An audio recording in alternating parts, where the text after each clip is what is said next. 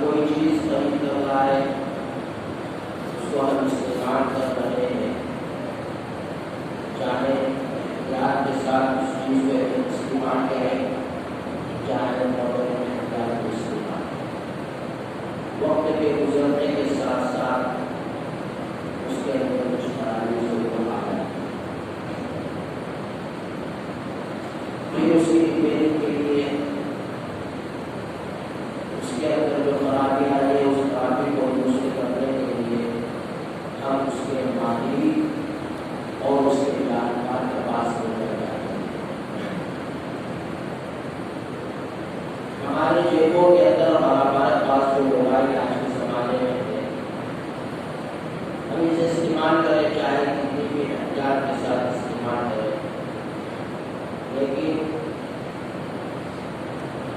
اس کے اندر بھی بعض مرتبہ خرابیاں ہیں۔ اسی طرح انسان کا بھی معاملہ ہے۔ اس دنیا میں انسان کو اللہ رب العزت نے پیدا فرمایا اور اس روئے زمین پر بسنے والے انسان مختلف ہیں۔ کسی کا مذہب کچھ ہے، کوئی کسی چیز کو مانتا ہے، کوئی کسی چیز کو مانتا ہے، کوئی اچھائیوں کو قبول کرتا ہے، کوئی برائیوں سے محبت رکھتا ہے، کوئی اچھائیوں سے نفرت کرتا ہے، کوئی برائیوں کو پسند کرتا ہے۔ ماحول اس دنیا کا مختلف ہے۔ جس زمین کے اندر ہم سانس لے رہے ہیں، زمین کی فضا کے اندر ہر طرح کے لوگ زندگی گزار رہے ہیں۔ اگر ایک طریقے کا ماحول ہے اور ایک طرح کی فضا برقرار ہے تو اس کے اندر بگاڑ کا کم اندیشہ ہے۔ اسی لیے کہا گیا ہے صحبت صالح ترا صالح ترا، صحبت طالح ترا طالح ترا۔ اگر اچھوں کی صحبت اختیار کرو گے تو اچھے اثرات تم قبول کرو گے، بروں کی صحبت اختیار کرو گے تو برے اثرات تمہارے طرف آئیں گے۔ یہ دنیا کا نظام مختلف ہے۔ اس زمین کے اندر بسنے والے انسانوں کا مزاج مختلف ہے، یہاں تک یہ مختلف ہے کہ ایک ماں سے جنم لینے والے دو بچے، دونوں کا مزاج الگ الگ ہے، دونوں کی پسند الگ الگ ہے، دونوں کی خواہشات الگ الگ ہیں۔ یہ اس طریقے سے مختلف نظام اور مختلف عادات کے ساتھ انسان زندگی بسر کرتا ہے اور اپنا وقت گزارتا ہے۔ اب اس دنیا کے اندر بسنے والے انسان مختلف ہیں، العزت کی وحدانیت کو ماننے والے بھی ہیں اور اللہ رب العزت کے پیارے حبیب صلی اللہ علیہ وسلم کو ماننے والے بھی ہیں اور خدا کی قدرت کا انکار کرنے والے بھی ہیں، خدا کی طرف سے بھیجی ہوئی شریعت کا انکار کرنے والے بھی ہیں۔ اللہ رب العزت نے اس دنیا میں بسنے والے انسانوں کے لیے تاکہ وہ صحیح طریقے سے زندگی بسر کر سکے ایک قانون اور ایک اصول اور ضابطہ بھیجا جسے ہم قرآن مقدس کہتے ہیں تاکہ اس کے مطابق زندگی انسان بسر سکے۔ اس کلام مقدس کے اندر انسان کی پیدائش سے لے کر قبر میں جانے تک کے تمام مسائل اہم موجود ہیں، بشرطے کہ ہم اس کو پڑھیں، اس کو سمجھیں، اس کے ذریعے سے رہنمائی حاصل کریں۔ جیسا کہ ابھی میں نے بیان فرمایا، آپ کے سامنے بات رکھی کہ مختلف مذاہب کے ماننے والے بھی اس زمین کے اوپر، اس دھرتی کے اوپر زندگی بسر کر رہے ہیں۔ ہمارا قانون اور ہمارا اصول و ضابطہ آفاقی ہے، آسمانی ہے، اور دوسرے مذاہب کے ماننے والوں کا اصول و ضابطہ خود ان کا بنایا ہوا ہے، خود انہوں نے اس کو لکھا ہے اور اس کے مطابق وہ زندگی بسر کر رہے ہیں،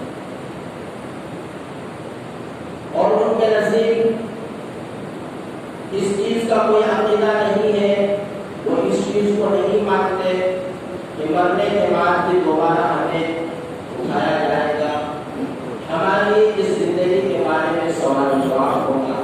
اس لیے آخرت کی زندگی کے اوپر وہ ایمان نہیں رکھتے، وہ صرف اس دنیاوی زندگی کو سب کچھ سمجھتے ہیں اور اسی کے مطابق قانون بناتے بھی ہیں اور اسی کے مطابق قانون پر عمل بھی کرتے ہیں۔ لیکن ہمارا مسئلہ ان کے مختلف ہے، الگ ہے۔ ہماری زندگی صرف دنیا تک کے محدود نہیں ہے، بلکہ ہماری زندگی آخرت سے بھی منسلک ہے اور آخرت سے بھی ملی ہوئی ہے۔ قرآن اور احادیث کی رہنمائی سے اگر اس بات کو پرکھا جائے، جانچا جائے کہ یہ بات روز روشن کی طرح عیاں ہوتی ہے کہ اہل ایمان کی جو اصل زندگی ہے وہ مرنے کے بعد سے شروع ہوتی ہے۔ اللہ کے نبی صلی اللہ علیہ وسلم کا فرمان ہے کہ یہ دنیا مومنوں کے لیے قید خانہ ہے اور کافروں کے لیے جنت ہے۔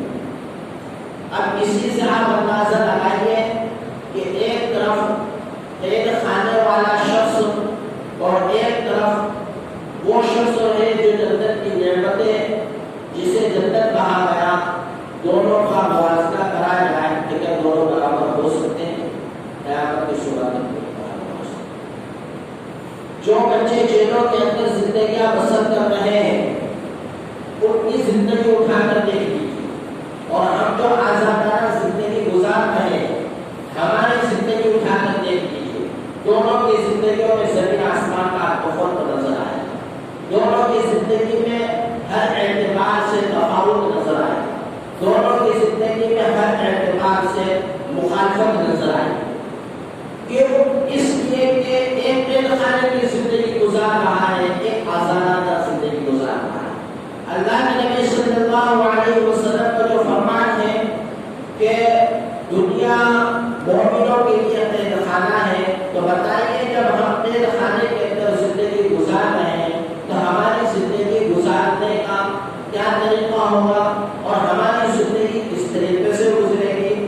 اور اسی دنیا کے بارے میں اللہ کے نبی صلی اللہ علیہ وسلم کا فرمان ہے کہ کافروں کے لیے جنت ہے۔ تو جو شخص اس دنیا کے اندر جو کافر ہے، خدا کو نہیں مانتا، خدا کی تعلیمات کو نہیں مانتا، وہ اس طریقے سے جنت کے طریقے سے زندگی گزارے گا تو دونوں کی زندگی میں زمین آسمان کا فرق ہر انسان کو نظر آئے.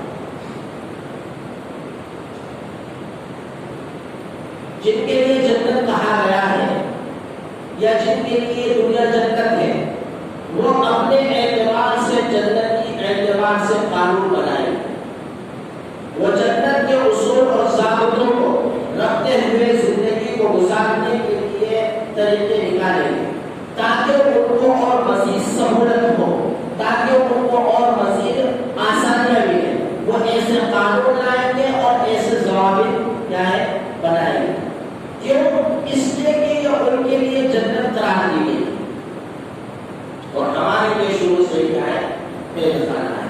تو جب ان کے لیے جنت قرار دی گئی ہے تو جب جنت کے اور مزید اصول اور قوانین کو بنائے گئے تو جو میرے خانے کے اندر ہے ان کے لیے اور زیادہ سختیاں بڑھتی جائیں. یہ انسان کے دماغ میں بیٹھنے والی بات میں آپ کے سامنے کر رہا ہوں, زیادہ پیچیدہ بات نہیں ہے. اس کو اور کو آسانی سے سمجھ لیجیے کہ ہم کسی مدرسے میں کسی اسکول یا کالج میں پڑھتے ہیں. اس مدرسے کے اس اسکول اور کالج کے جو اصول اور ضوابط اور نیم ہوتے ہیں وہ اس پڑھنے والوں کو اور اس طالب علم کو فالو کرنا پڑتے ہیں, اس پر عمل کرنا پڑتا ہے.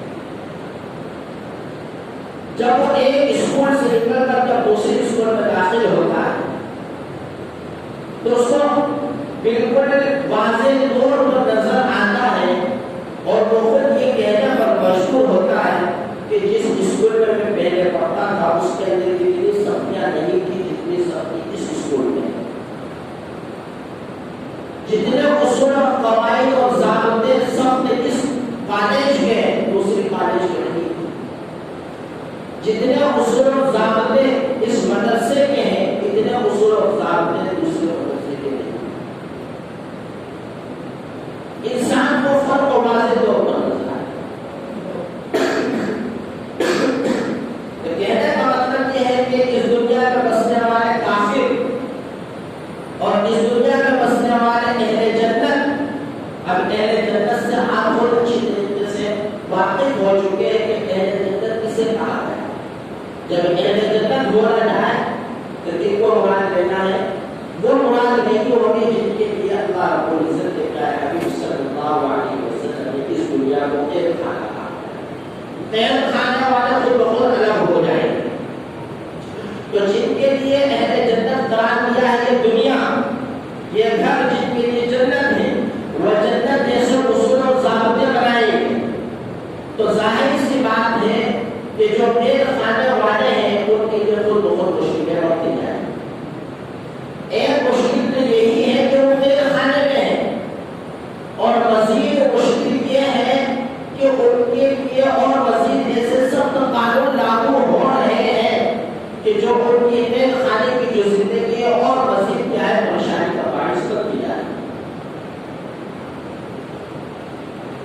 لیکن اسی قید خانے کے اندر رہتے ہمیں اللہ تبارک و تعالیٰ کے احکامات پر عمل کرنا ہے. دیکھیے ایک ایمان ہوتا ہے اور ایک ہوتا ہے اسلام. ایمان اور اسلام دونوں کے اندر فرق ہے. ہمارے جسم کے اندر دو چیزیں